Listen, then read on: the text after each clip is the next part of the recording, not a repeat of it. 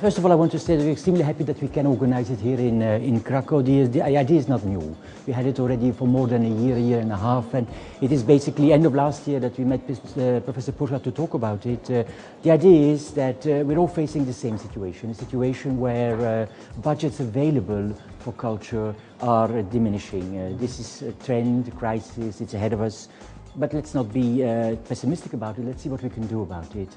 And that's when we thought, together with our colleague from the Dutch embassy, Martin, to bring together experts on the Polish side, the Dutch and the Flemish side, and to see how it's tackled. Make an analysis first, what is the problem, how it's tackled, and then hopefully this afternoon, when the three speakers will take the floor this afternoon, to focus on what you can really do, what you have to take in mind, and what you can reach if you do it well. I mean, it has to be the win-win. Everybody has to feel better afterwards. And this is basically the essence. And I think Poland is on a very important moment of development. At the other hand, you will have to take in consideration that budgets for cultural projects are not going to grow. I'm afraid they will diminish. And then how are we going to tackle it, and how can we learn from each other? In the context we are working, I see that those topics are very important to discuss and to see them in a European context. So I don't see it, of course it's a local context, of course you have a relationship with your direct neighborhood, or even when you speak about your countries or the member states of the governments and so on. But thinking about how that a society can use the opportunity of being in a total change is a cultural one on the European level. The times when sponsorship was just an exchange of giving money in return of putting a logo in a cultural institution is over. Companies nowadays are looking for cultural initiatives that they can partner with, that they share their brand story with, that they share their core activities with, in order to together as partners achieve more than they would solely do on their own. So for a long-term relationship with a sponsor, it's very good to find out what you or a cultural institution is standing for, and then looking for companies that have the same brand ideas and the same part of their identity, so you can join and team up, and then normally that is the start of a long-term relationship. We really look for an initiative that fits the characteristics of our company. And it could be that when you talk to each other as a cultural institution and a company, that you are both willing to find each other to partner up, and that you just try to make that connection, although it's not there. And then it will be a short-term relationship.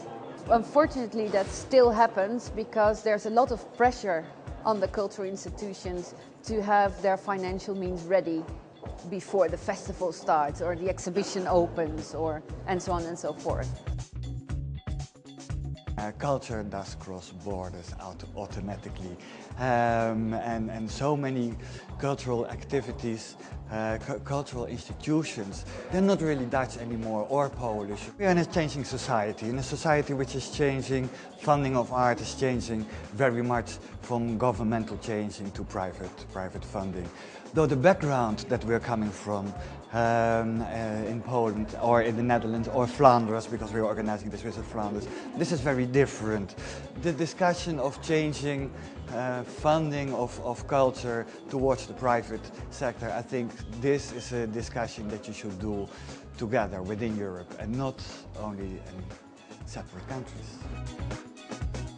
Najważniejsza rzecz, która ma gigantyczny wpływ na przebieg dalszej relacji, to to, ażeby instytucja kultury uświadomiła sobie, jaki ma potencjał do zaoferowania. Instytucje kultury najczęściej w zderzeniu z wielkim biznesem, z wielkim światem finansjery uważają, że nie mają nic do zaoferowania. Traktują siebie jako biedną instytucję, która przychodzi po pieniądze i nie daje nic w zamian. Natomiast nic bardziej mylnego. Instytucje kultury mają gigantyczny potencjał, a wartość potencjału, gdybyśmy chcieli to zestymować, jest na tyle duża, że całkowicie równoważy właśnie te kwoty, które są pozyskiwane z biznesu. Więc pierwsza, najważniejsza rzecz, zastanowić się, co my mamy do zaoferowania, a następnie to zaoferować.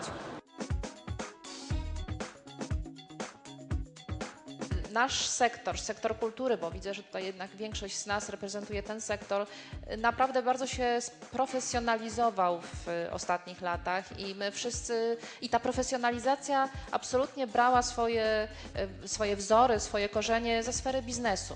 Być może jedna rzecz, którą wzięliśmy za dużo, to jest konkurencja i konkurencyjność wobec siebie. To jest coś, na co my wszyscy, wydaje mi się, chorujemy, a co powinno być absolutnie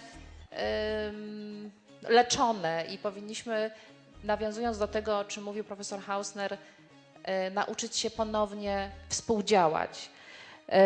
Natomiast to, co my możemy robić nadal, to jest myśleć o kulturze i komunikować kulturę w inny sposób, to znaczy w sposób taki, jaką nasze działania przynoszą zmianę w społeczeństwie. To jest to, na ile my dokładamy się do budowania nowego kapitału społecznego. Ludzi otwartych, kreatywnych, akceptujących inność, ludzi, którzy, tak jak padło tu dzisiaj już słowo, mają wyobraźnię.